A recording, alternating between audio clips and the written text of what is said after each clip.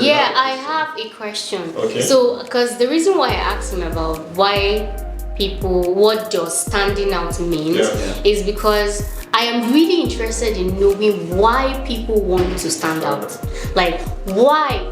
Now, personally, maybe you could give me a general reason, and then you personally, and then you as well, why you want to stand out. And be very honest, why you want to stand out in the creative space. Okay, I'll just start by saying what the guy who actually taught me retouching, who won my knowledge, did photos. So he will always say, whenever he's doing a class, most times his titles make your client look human again. Okay. Look real or human. Now, he said something when I went to do a class some years back in Kaduna, and then he said, in as much as you want to be like everybody, the creative industry is saturated, but get to make sure you have something that is unique to yourself. If you go to his page, his images, you are wondering, they are still the clients or the humans, they are looking natural, but then there's just something about the images that are looking wow. Now, there's something about client that I just noticed. So when I ventured into content creation, so there's this guy who I went to learn from, Abuja content creator. Now, I went to that class with two things in mind. I wanted to understand the app he was using, first of all, and then let me even know how he now does his magic. But when we got there, I just asked the question, what app do you use? He said CapCut. Then CapCut was still free. Okay. And then I just told him, it's a lie. Because I just felt there's something about his job that was so unique that I started getting jobs. Now there's something, when I say uniqueness now, if someone wants to do a job, truth is every client knows what they want. You might argue it. They might come to you and tell you, oh, sorry to say that, let's say, oh, I have 20 naira to give you for a service. And then by the time you accept that, and they start giving you ideas, they are giving you ideas from someone who charges 200 naira. Yeah. Now, it's to let you know they know what they want, and they'll tell you, oh, I want my images or kini to be like this. Now, but then there's this thing about them. They might not be able to afford that person, but they come to you. So there's something that made that person stand out. There's something they are looking for that they know, oh, this person can actually give it to them. So it might not be in the sense, what I will say is making me stand out might not actually be the word for someone else, but either your style or the way you shoot or the way you communicate with your client while shooting or creating, there's something that makes you stand out. Yes, something makes you stand out. But I want to know the reason why you want to stand out. Okay, for me. Yes. Okay, I'm okay to personalize it. Why do you want to stand out? Okay. Or why do you stand out or decided to stand out? Okay, I will always say something.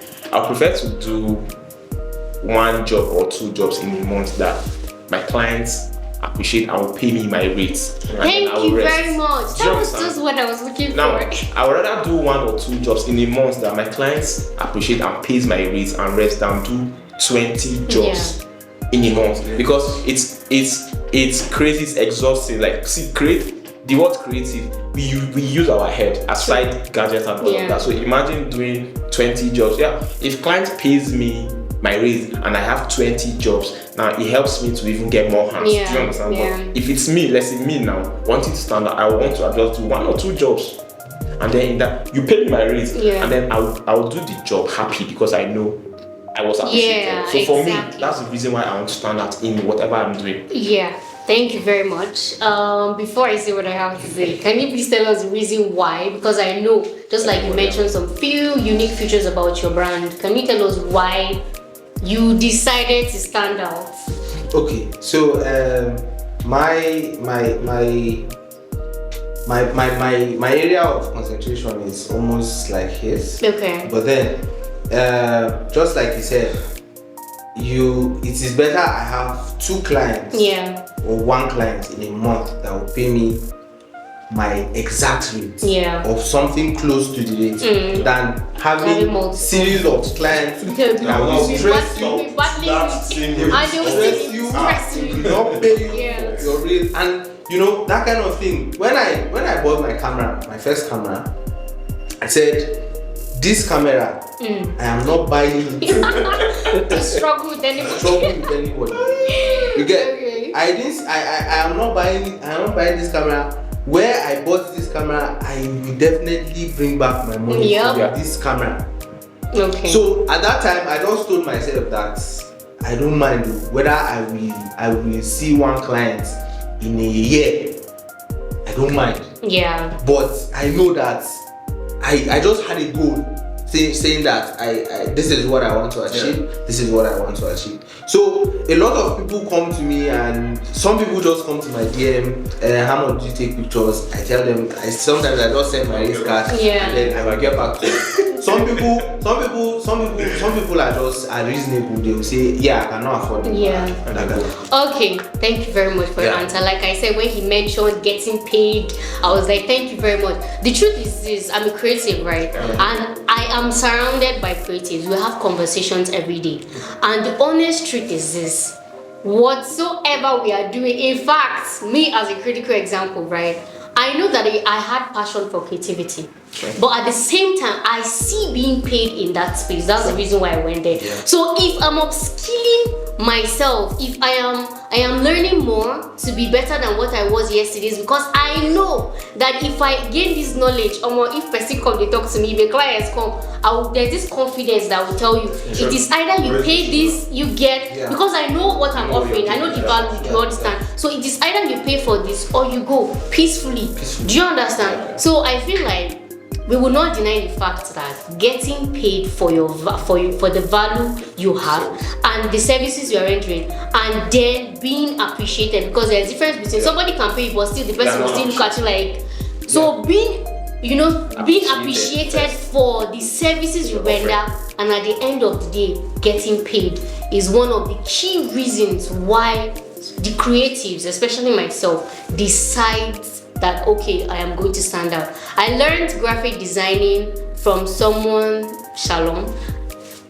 He taught me. I've never met him. He's in Lagos. Everything was online, and he is the best tutor I've ever, and I think anyone could ever have. From day one, when I signed up for the class, he said, "Nana, you're going to be my student till the day I die." So till today, if I encounter a challenge in anything, he is just a DM away, and I feel like we need creatives like that. We need people that are willing to guide you. They might not give you everything they have, but they should guide you through the whole process. Do you understand? So when it comes to that, I would say yes. Like every time, if I have a question, maybe I see something he designed, and what I do is whatever he posts on the status, I try to recreate, because that's what he told me. Try to recreate it. That way you ask questions. Thank you very much. You ask questions because you're like, how did you do? I was trying to do this. You understand? So everything he posts, I try to recreate it. So thank you. So based on what she said, I also want to say the same thing about this guy, Deep. Now, Deep is somebody who, now, even if I don't ask questions, now funny enough, I'm not the only person. I remember, I think I did the class 2019 or so, where we still have the same WhatsApp group, like all of us. And then you can see that everybody in that group, everybody's doing well. Now, there's something he does. I don't know if he does that for everybody, but he does that for me. Whenever I make a post, there are times he will enter my DM and say, what's this nonsense? Drop it. So, a couple of times, there are times some of my friends will just come and say, since you post picture, you delete it. You don't know why, because Oga don't enter my DM and it's like, what's this nonsense? Drop it. Then there's this boss, the guy who gave me my foundation, Emmy. I always say, now Deep sharpened my retouching knowledge, but Emmy gave me my foundation from day one. Now, get somebody who you learn from, who is not, you see this hoarding of knowledge. Emmy is someone who, I think the former governor of the state, Plateau State, I think his personal photographer was tutored by Emmy. Now he's someone who, I don't know how to explain, but like they will always say, every father, a good father is a father who wants his child to be better than him tomorrow. That's a perfect example of Emmy. Emmy, any day, anytime, if there's a project he's embarking on, he looks out for his people, and then their friends, because I've been opportunity to sit with him somewhere, and then people are having conversation like, why do you always, and then he will tell you, in this aspect, this one better passer.